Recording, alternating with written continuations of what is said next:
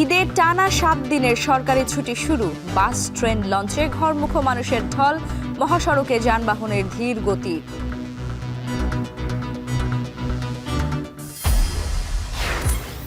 হকারদের তালিকা করে পুনর্বাসনের বিষয়ে ভাবছে সরকার। সড়ক, ফুটপাত দখলকারীদের আইনের আওতায় আনার তাগিদ।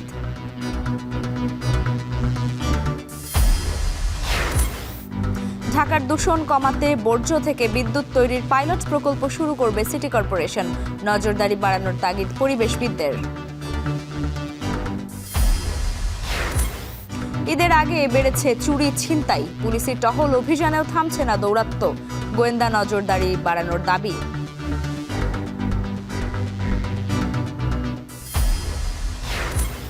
এবং আফগানিস্তানের কাবুলে মাদকাসক্তদের হাসপাতালে পাকিস্তানের বিমান হামলায় ৪০০ জন নিহতের দাবি তালেবানের, অস্বীকার ইসলামাবাদের।